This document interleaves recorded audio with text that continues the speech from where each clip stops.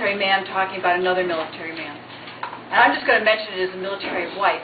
Not only did he do it once as an enlisted man, he went back to OCS, and he's now doing it as an officer. He continues to serve our country.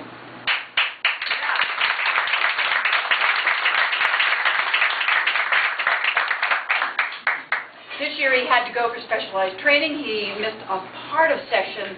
He left. He came back, and it's like he hadn't been gone. He hit the ground running. One of the things I wanted to share with you was give you an example of Chris when he was a freshman. So one of the things I do is freshman orientation, and one of the things I've been asked to do is when a freshman goes out and makes a presentation in the local district, where I just go and be supportive and whatever.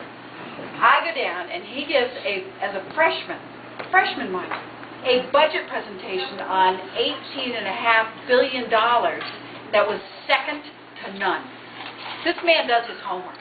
This man starts at the very beginning, he grabs the thread, he will unravel whatever problem it is, and he will find the solution to put it back together again. Ladies and gentlemen, it was with great pride. Chris Coutu, running the state senate.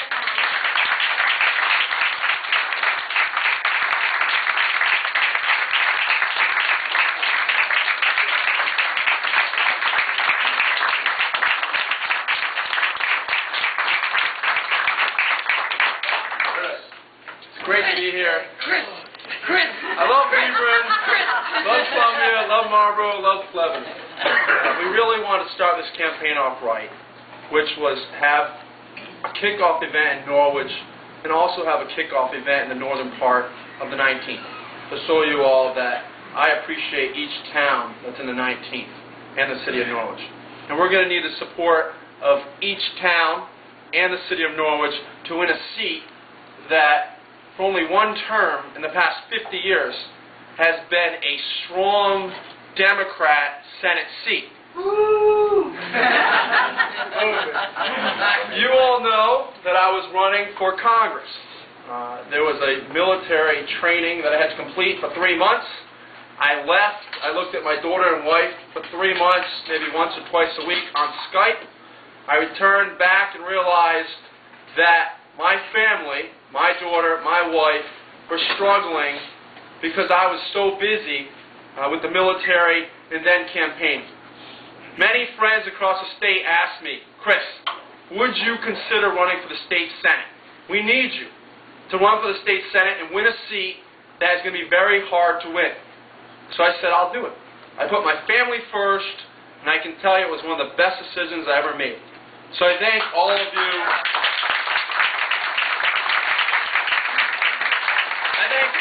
For supporting me in this process. It wasn't the easiest decision to make. If some of you don't know my background, 6 years ago I was not involved in politics. I just came back. I was working with family small businesses.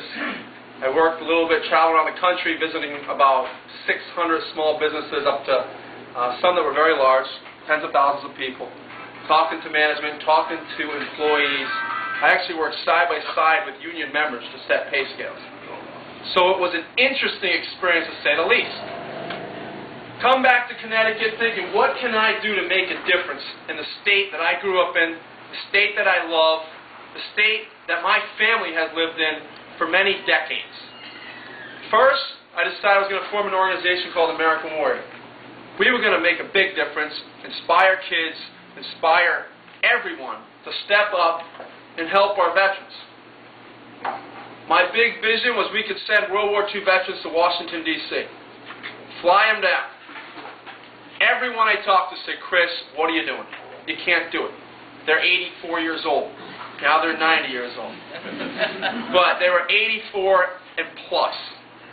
Everyone really didn't believe that we could accomplish this mission. Some young man who didn't have any money, had no political connections. Well, I'm really proud that I signed the contract. My wife wasn't too happy with me for an aircraft which cost $30,000. But it ended up, we completed the mission. We sent 100 World War II veterans, 55 wheelchairs, flew them down to Washington, D.C. First time in their life they got to see the memorial. 5 years later, we're up to 830 World War II veterans. We have thousands of students helping us, hundreds of volunteers making a difference. So we accomplished something special. We made a difference for Connecticut, for our veterans, for America. Now I decided, what else can I do? I love Norwich. Let's run for public office. No idea that we were outnumbered 3-1, nor did I care. Because everybody I knew, when I was a firefighter, I never went to anybody's door and knocked on the door and said, what party are you with? Here you have a medical problem. It don't work like that in America. We're all Americans. Democrats, Independents, Republicans. So every door that I knocked on where I was wanting to be an alderman for the city of Norwich, I knew they were human beings, they were neighbors, and they may vote for me if they liked what I had to say and what I was going to do for them. So we worked night and day. We were the top vote getters in the city of Norwich. We won a seat as an alderman.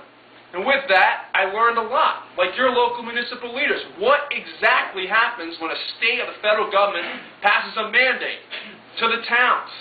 It goes right down. No child left behind. State mandates to our schools. Minimum budget requirement. Prevailing wage. There's unlimited mandates that are really crushing our town. So then the next year I found myself not one official within about 15 miles of Norwich at the state level was running against an opponent. To me, that's not even America. There's something wrong when every incumbent has a free pass to get elected. So I said, you know what, I'm running, and I'm going to run in a district I don't even live in 08. So, of course, I did my research. My opponent comes out and says he can't do that, and I knew he was wrong, but I just wanted to. I threw out the fish line and caught him good. 14-year incumbent. He won an election by 23 points the year before in 06. Worked night and day, hit 4,000 doors, shook a lot of hands. One of the only victories in New England. We beat an incumbent, and we earned one seat in southeastern Connecticut. So for really good. I have been the only elected Republican, the only elected official who's not in the majority in Hartford or Washington, D.C., the Democrat delegation, represent anybody in southeastern Connecticut. That's really sad statistic. But what I've tried to do is sort of be the one lone voice of reason. We're spending too much. We're borrowing too much. We shouldn't be giving $300,000 to a communist organization. There's a lot of things that have been wrong in Hartford, but we're doing everything we can. And some of you may have known last cycle, did we win big seats? Well, we didn't win the governor's seat. We didn't win the statewide seats. But what we did win is 15 seats in the House. And when you think about that, the record for the last 30 years, Democrat or Republican, switching from Democrat to Republican or Republican to Democrat, seats in the House was 7. So we did pretty well.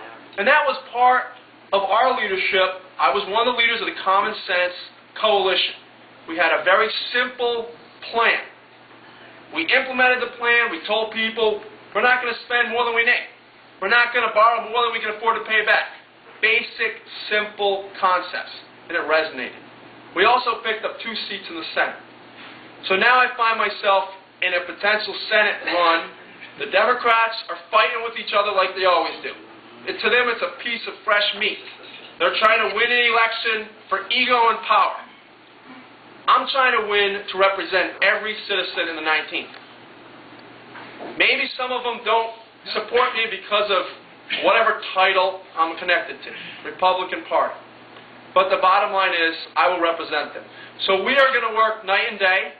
We feel very strong at the feedback we're getting. And we're also going to be potentially on an independent line, which is really exciting. So we will be the endorsed Republican and potentially the endorsed independent candidate. And what that's telling everybody in the 19th is you have someone who served their country, someone who's worked in their family's businesses, first person in my family ever to earn a college degree, and someone who's going to work hard and fight for them. So that's my goal. It's great that all of you are able to come here today and support me. I will promise you I will work night and day to earn your trust, your respect, and I will make you proud. Because one of the core principles in the military, which has been almost half my life, in uniform, swearing an oath to serve this country, is integrity. If I shake your hand, you can guarantee that I'm going to follow through with what I said I was going to. You can't find too much in America nowadays. So you shake my hand, I tell you I'm going to do something, you will never doubt what I told you, because I will follow through. So, God bless America. We're going to work tirelessly for you, and I'll do everything.